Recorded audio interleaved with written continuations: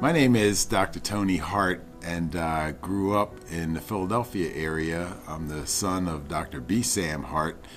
And if you would have asked me when I was a child what I wanted to be when I grew up, I would have said I wanted to be a pilot.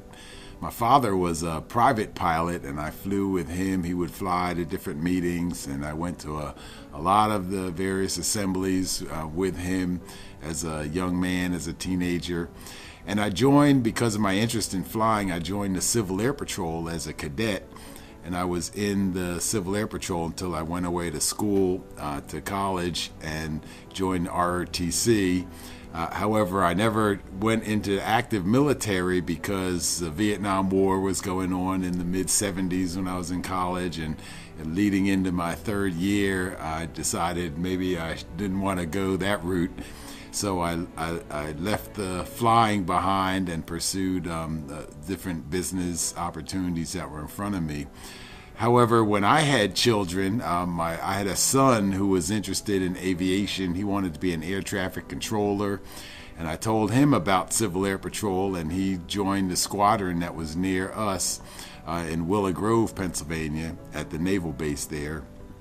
And so when I was taking him to the squadron, I realized that this squadron didn't have a chaplain.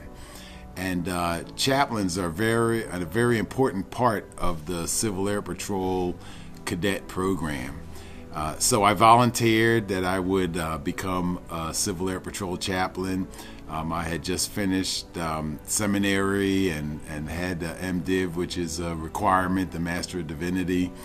And so I went through the process of being commended through the Plymouth Brethren commendation process. You go through the same process that you do in the active military to become a chaplain in Civil Air Patrol.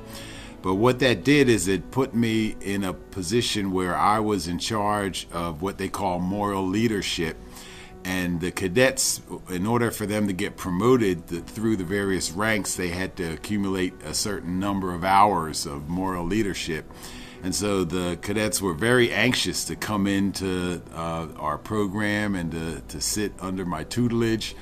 And I would go in once a month and be able to talk to teenagers who never went to church, who hadn't given much thought to God, and present questions to them and make them think about some of the things that they hadn't thought about before, and was able to see quite a bit of fruit from that. As my other ministry at the assembly and through the Grand Old Gospel Fellowship got busier and busier, I brought on another chaplain in that squadron, and he has sort of helped with filling in the schedule that I can't always fulfill. But it is a blessing to be able to talk to the young men, those teenage boys. Some of them now have been through active military. Some of them have been over in Iraq and Afghanistan. And I've gotten letters, and it's been a blessing to see how some of them have come to faith and some of them haven't. But I pray for them and continue ongoing relationship with many of them.